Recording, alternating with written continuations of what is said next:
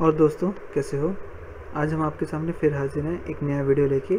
इस वीडियो के अंदर हम पढ़ेंगे आरटीडी के बारे में। आरटीडी का मतलब है रेजिस्टेंस टेम्परेचर डिटेक्टर, और ये वीडियो बनाया है सरकार एंड तरुण ने।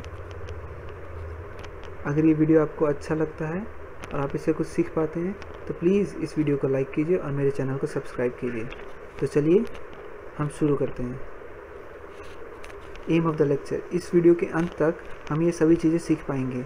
आरटीडी के बारे में, मेजर टाइप्स ऑफ आरटीडी, और प्लैटिनम सबसे ज़्यादा यूज़ होने वाला सेंसिंग एलिमेंट क्यों है आरटीडी के अंदर, आरटीडी कंस्ट्रक्शन के बारे में, need for compensation of RTD, types based on lead wires, ठीक है, सिग्नल प्रोसेसिंग ऑफ आरटीडी। ये आरटीडी का बहुत ही मेन टॉपिक है कि हम सिग्नल प्रोसेसिंग कैसे करते हैं।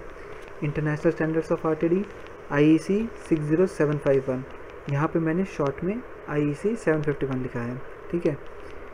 कन्वर्जन ऑफ रिसीव्ड वोल्टेज, जो आरटीडी से हमें वोल्टेज मिलती है उसको हम फिर से टेम्परेचर के अंदर कन्वर्ट कैसे करते हैं, ठीक है। तो चलिए हम शुरू करते हैं। बट शुरू करने से पहले मैं आपको बताना चाहूँगा कि इस वीडियो को हमने छोटे छोटे पार्ट्स में डिवाइड किया है ताकि आपको जो भी चीज़ पता करनी हो वो एक डिफरेंट पार्ट में कवर हो रही है, आप उसको जाके देख सकते हैं। आपको पूरा वीडियो देखने की ज़रूरत नहीं होगी। तो चलिए हम शुरू करते हैं। पहला, आरटीडी के बारे में। आरटीडी हम क्यों यूज़ करते हैं? टू सेंस और मेजर द टेम्परेचर। और हम टेम्परेचर मेजर कैसे करते हैं? With the help of change in resistance. हम रजिस्टर के अंदर जो चेंज है उसकी मदद से हम पता कर पाते हैं कि टेम्परेचर कितना है। जितना ज़्यादा चेंज इन रेजिस्टेंस होगा उतना ज़्यादा चेंज इन टेम्परेचर होगा, ठीक है। दूसरी प्रॉपर्टी जो है आरटीडी की वो है पॉजिटिव टेम्परेचर कोएफिशिएंट, ठीक है। ये चीज़ हम एक ग्राफ की मदद से सीखते हैं, ठीक है। यहाँ पे मैंने ग्राफ दिखाया है जिसमें 2 एक्सिस हैं, X axis and Y axis, ठीक है। एक्स एक्सिस में हमने टेम्परेचर दिखाया है जो कि डिग्री सेंटीग्रेड में है, और वाई एक्सिस में हमने रेशियो ऑफ रेजिस्टेंसेस दिखाया है, ठीक है। हम लास्ट में इस वीडियो के अंत में हम ये देखेंगे कि आरटीडी का इक्वेशन क्या होता है, बट यहाँ पे समझने के लिए हम मान सकते हैं कि वाई एक्सिस में हमारे पास रेजिस्टेंस है और एक्स एक्सिस में हमारे पास टेम्परेचर है, ठीक है। तो हम ये देख रहे हैं कि यहाँ पे हमने 3 सेंसिंग एलिमेंट दिखाए हैं, प्लैटिनम, कॉपर और निकल, और 3 ही सेंसिंग एलिमेंट होते हैं। ये हम आगे देखेंगे इस वीडियो में, ठीक है। अभी हम ये देखना चाहते हैं कि पॉजिटिव टेम्परेचर कोएफिशिएंट क्या होता है। पॉजिटिव टेम्परेचर कोएफिशिएंट मतलब अगर टेम्परेचर बढ़ता है, ठीक है, मान लीजिए 200 से 400 डिग्री, तो हमारा रेजिस्टेंस भी बढ़ता है उसके कॉरस्पॉन्डिंग। इसी चीज़ को हम क्या कहते हैं? पॉजिटिव टेम्परेचर कोएफिशिएंट, ठीक है, जो कि इस आरटीडी की प्रॉपर्टी है, ठीक है। तो हम अगर ये देख रहे हैं कि अगर कुछ एक्स रेजिस्टेंस है हमारे पास, ठीक है, और वाई टेम्परेचर है, ठीक है, तो अगर x 2x हो जाएगा तो y भी बढ़ के y प्लस डेल्टा वाई हो जाएगा। तो इसी चीज़ को हम क्या कहते हैं? पॉजिटिव टेम्परेचर कोएफिशिएंट, ठीक है। अब हम इसके अंदर कुछ इंडस्ट्रियल आरटीडी के फिगर्स देखेंगे, ठीक है। ये कुछ इंडस्ट्रियल आरटीडी के फिगर्स हैं, ठीक है। अब हम देखते हैं major types of RTD based on fabrication. 3 major types of RTD होते हैं फैब्रिकेशन के हिसाब से। पहला है थिन फिल्म आरटीडी, दूसरा है वायर बाउंड आरटीडी, और तीसरा है कॉइल्ड एलिमेंट टाइप आरटीडी। अब हम इन सब के बारे में डिटेलिंग में पढ़ते हैं, ठीक है। थिन फिल्म टाइप आरटीडी, इसमें क्या होता है? एक थिन फिल्म होता है। फिल्म किस चीज़ का बना होता है? वो सिरेमिक का बना होता है, और उसके ऊपर हमारे पास एक सेंसिंग एलिमेंट होता है। अभी हम सेंसिंग एलिमेंट का नाम नहीं बता रहे हैं कि वो किस चीज़ का है, प्लैटिनम का है, निकल का है, या किसका है, ठीक है। अभी हम ये मान के चलते हैं कि हमारे पास एक आरटीडी का सेंसिंग एलिमेंट है जिसके नीचे एक थिन फिल्म है, एक बेस है। बेस किसका बना है? सिरेमिक का बना है। हम सिरेमिक ही क्यों यूज़ करते हैं? सिरेमिक को यूज़ करने का 2 फ़ायदे हैं हमारे पास। पहला, हमें गुड इंसुलेटिंग प्रॉपर्टी मिलती है, और दूसरा, हमें एक गुड हीट ट्रांसफ़र कोएफिशिएंट मिलता है। अब हमें गुड इंसुलेटिंग प्रॉपर्टी क्यों चाहिए? अभी हमें क्या है, हमारा जो भी इलेक्ट्रिकल सिग्नल है, ठीक है, उस एक हाई इंसुलेटिंग प्रॉपर्टी अगर हमें मिलेगी तो उससे लीकेज नहीं होगा इलेक्ट्रिकल सिग्नल का, जो कि एक डिज़ायरेबल प्रॉपर्टी है कि जो भी हम सिग्नल भेजेंगे हमारे कैबिनेट से, इलेक्ट्रिकल सिग्नल, वो सेंसिंग एलिमेंट तक जाएगा और सेंसिंग एलिमेंट से फिर से कैबिनेट में जाएगा, और उसका लीकेज नहीं होगा इंसुलेटर के थ्रू, सिरेमिक के थ्रू, ठीक है।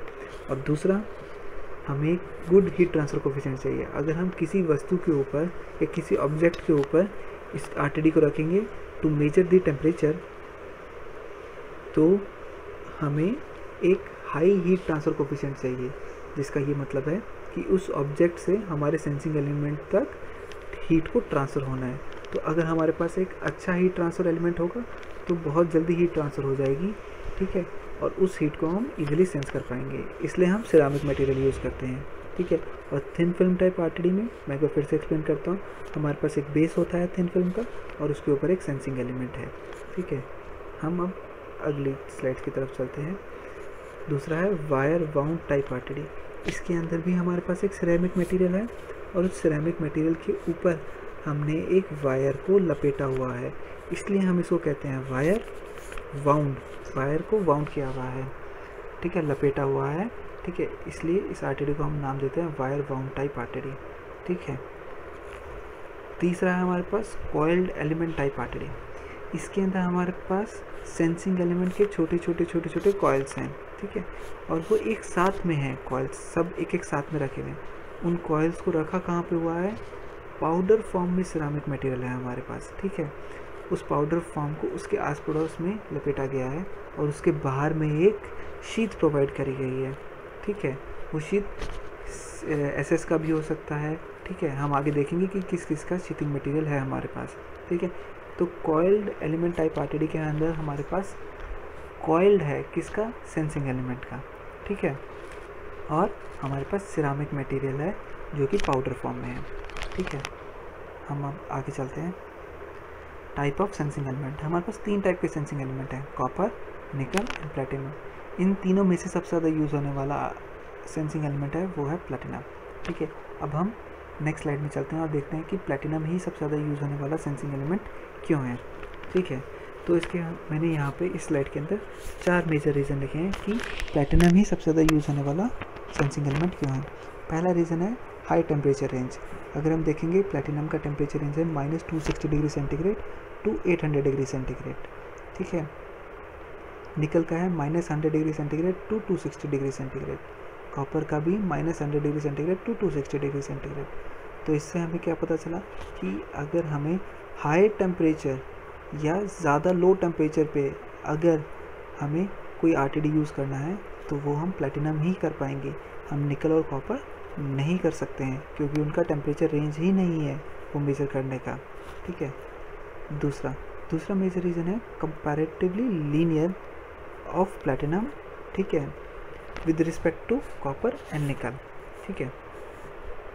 इसे मैंने लिखा है कंपैरेटिवली लीनियर, ठीक है। मैं ये नहीं कह रहा हूँ कि प्लेटिनम लीनियर है, ठीक है। मैं आपको एक बात बताना चाहूँगा कि प्लेटिनम, निकल एंड कॉपर तीनों ही नॉन लीनियर है, बट प्लेटिनम की इक्वेशन जो है वो क्वाड्रेटिक बनती है और कॉपर और निकल की जो इक्वेशन है वो हायर ऑर्डर पॉलिनोमियल्स में बनती है, 4th ऑर्डर 5th ऑर्डर इस टाइप की इक्वेशन बनती है, ठीक है। तो प्लेटिनम कंपैरेटिवली लीनियर है। ये ग्राफ हमने पहले भी देखा है, जो ग्राफ आप देख रहे हैं आपके राइट साइड पे, ठीक है। बट प्लेटिनम की इक्वेशन बनती है क्वाड्रेटिक, वेराज कॉपर की और निकल की हायर ऑर्डर की इक्वेशन बनती है 4th ऑर्डर और 5th ऑर्डर की, ठीक है। अब हम ये समझते हैं उसके लीनियर कंपैरेटिवली लीनियर होने से हमें फ़ायदा क्या होगा।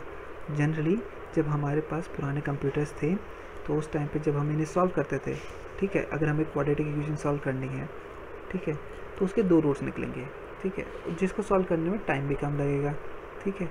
वेराज अगर हम देखेंगे निकल और कॉपर को सॉल्व करने में, क्योंकि ये हायर ऑर्डर पॉलिनोमियल्स हैं तो इन्हें सॉल्व करने में टाइम भी लगेगा, ठीक है, और उसके बाद में हमें इक्वेशंस के रूट मिलेंगे उसको नेगलेक्ट भी करने पड़ेंगे कुछ रूट्स को, ठीक है, तो उसमें भी टाइम जाएगा।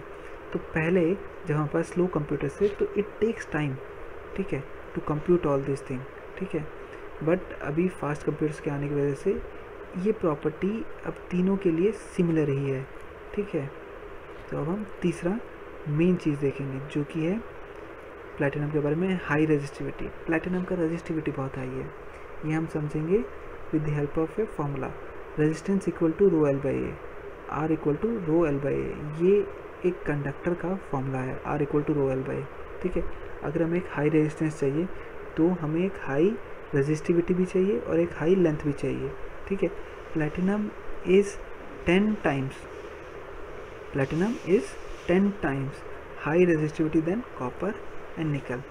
तो अगर हमें एक रेजिस्टेंस चाहिए जिसमें रेजिस्टिविटी हाई है, तो हमें उसका लेंथ, उस मटेरियल का लेंथ कम चाहिए। मतलब हमें अगर सेम रेजिस्टेंस का प्लेटिनम चाहिए, कॉपर चाहिए, निकल चाहिए, तो प्लेटिनम का लेंथ कम होगा सेंसिंग एलिमेंट का, कॉपर का ज़्यादा होगा, निकल का भी ज़्यादा होगा। ठीक है, तो इसका एडवांटेज क्या है? Small in size, compact in size, तो हमारा सेंसिंग एलिमेंट बहुत ही ज़्यादा कॉम्पैक्ट हो पाएगा। ये बहुत बड़ा एडवांटेज है हमें प्लेटिनम का। चौथा एडवांटेज क्या है? Inert material. ठीक है, और इसको हम कह सकते हैं corrosive resistance nature of platinum. इससे हमें क्या पता चल रहा है कि प्लेटिनम जो है वो इनर्ट है, किसी भी चीज़ के साथ में जल्दी रिएक्ट नहीं करता है। अभी प्लेटिनम, अभी हमने फैब्रिकेशन के जो आरटीडी देखे हैं उसमें हमने देखा कि प्लेटिनम जो सेंसिंग एलिमेंट है उसको सिरामिक के साथ में रखा जाता है और उसके ऊपर में एक शीथिंग प्रोवाइड की जाती है। तो प्लेटिनम ना तो हमारे सिरामिक के साथ में रिएक्ट कर पाएगा क्योंकि इनर्ट है, और ना ही रिएक्ट करेगा एसएस के साथ में, और इजीली ऑक्सीडाइज भी नहीं होता। तो ये सारी प्रॉपर्टी बहुत ही ज़्यादा डिज़ायरेबल हैं प्लैटिनम के लिए। ठीक है, कॉपर इजीली ऑक्सीडाइज हो जाता है, निकल बहुत जल्दी एज हो जाता है। ठीक है, तो ये सब डिसएडवांटेज हैं कॉपर और निकल के। आइए हम आगे देखते हैं। ये मैंने कुछ निकल और कॉपर के डिसएडवांटेजेस को अलग से लिखा है। निकल जो है वो हाई टेम्परेचर के ऊपर बहुत जल्दी एज होता है। ठीक है, इसका क्या मतलब है? जब हम इसको हाई टेम्परेचर पे यूज़ करेंगे, 200-220 डिग्री सेंटीग्रेड पे यूज़ करेंगे, तो निकल का जो सेंसिंग एलिमेंट है वो बहुत जल्दी डिग्रेड हो जाएगा। ठीक है, इसलिए हम हाई टेम्परेचर पे निकल को यूज़ नहीं करते हैं। ठीक है, दूसरा, कॉपर बहुत जल्दी ऑक्सीडाइज हो जाता है। ये कॉपर ऑक्साइड भी बनाता है, कॉपर सल्फाइड भी बनाता है। ठीक है, ये दोनों प्रॉपर्टी बहुत ही ज़्यादा नॉन डिज़ायरेबल हैं फॉर ए सेंसिंग एलिमेंट, और ये है निकल और कॉपर के बारे में। हमारे पास प्लैटिनम का भी एक डिसएडवांटेज ये आता है कि वो बहुत हाई इन कॉस्ट आता है। ठीक है, इसके अलावा हमारे पास प्लैटिनम का कोई ज़्यादा बड़ा डिसएडवांटेज नहीं है। इस वीडियो को हम यहीं पे ख़त्म करेंगे और अगले पार्ट में हम देखेंगे कि कंस्ट्रक्शन ऑफ आरटीडी। ठीक है, थैंक यू मेरे दोस्तों। तो हम इस वीडियो को यहीं पे ख़त्म करते हैं।